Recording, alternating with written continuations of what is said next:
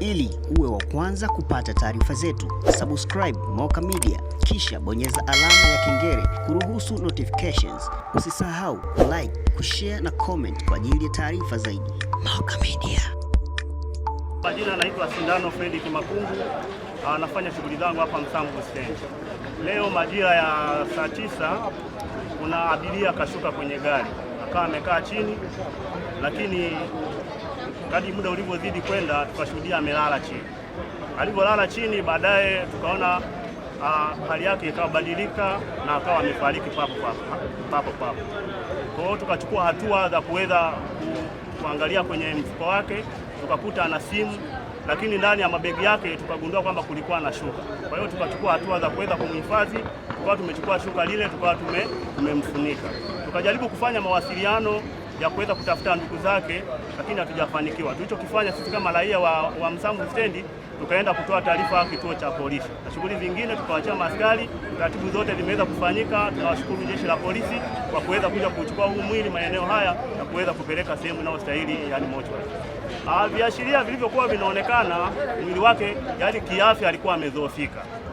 Kwa haraka tu bila kupepesa macho, kwa sababu hatujampima, kwa hiyo tukasema kwamba huenda alikuwa ni mtu ambaye alikuwa na maradhi ya muda mrefu, sababu alikuwa amekonda na afya yake ilikuwa imedhoofika sana. Ila naitwa Haji Jaha maarufu Balozi, ni mjumbe wa balozi wa mtaa huu wa House mpaka stendi hapa.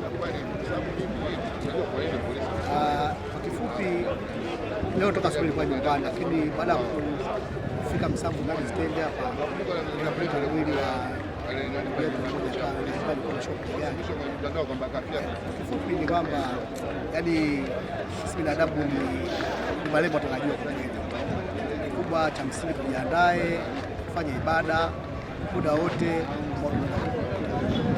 Tutakusikitisha sana kwa sababu bwana ametoka nyumbani kwake, hajulikani anakwenda wapi, lakini kama hivyo amefika hapa.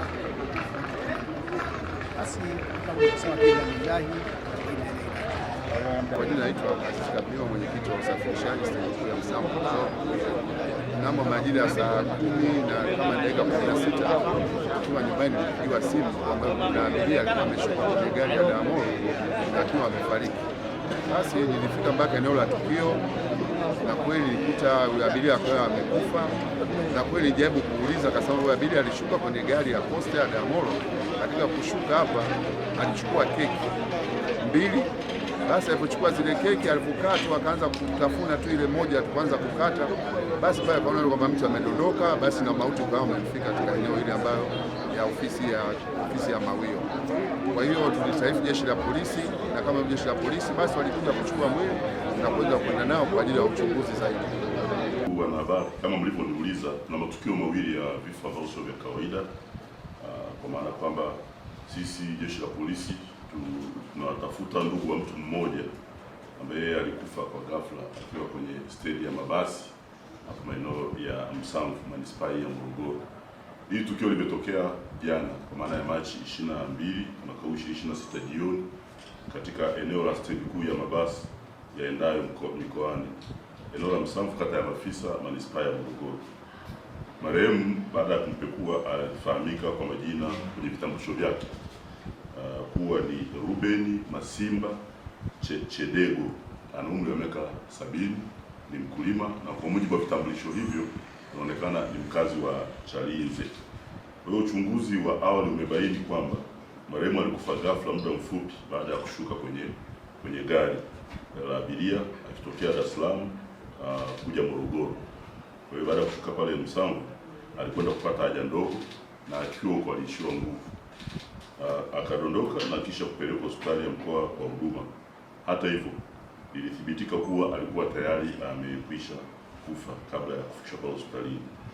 Kwa hiyo mwili wa marehemu umehifadhiwa kwenye hospitali ya rufaa ya mkoa wa Morogoro, na hapa ni kwa ajili ya uchunguzi, lakini pia kusubiri ndugu wa marehemu.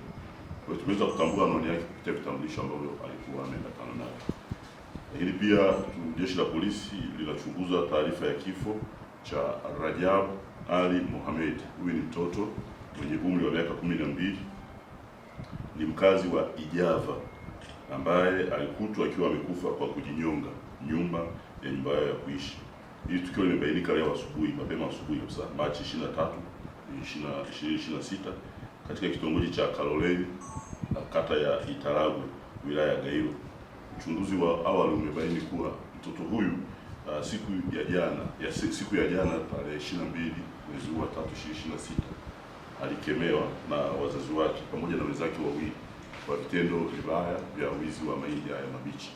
Kwa hiyo kile kitendo kilimjaza hasira. Walipokwenda kulala sasa wakafikiri labda amelala, lakini kumbe amezunguka nyuma ya nyumba, akawa ametumia mkanda wa suruali ya kwake au kaptura yake ile, akawa amejitundika kwenye nyuma ya nyumba, kwa maana ile mbao au ya paa ya nyumba lao, akamjitundika, amekufa. Kwa hiyo sasa tunaona kiini ni zile hasira baada ya kuwa amegombezwa kufanya vile vitendo vya wizi ambavyo havipendezi kwenye jamii.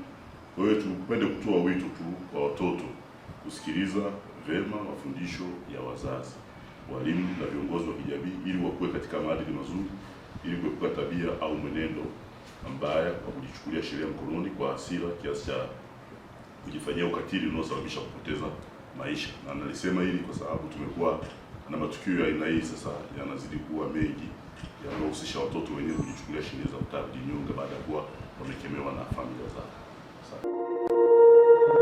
Ili uwe wa kwanza kupata taarifa zetu, subscribe Moka Media kisha bonyeza alama ya kengele kuruhusu notifications. Usisahau like, kushare na comment kwa ajili ya taarifa zaidi.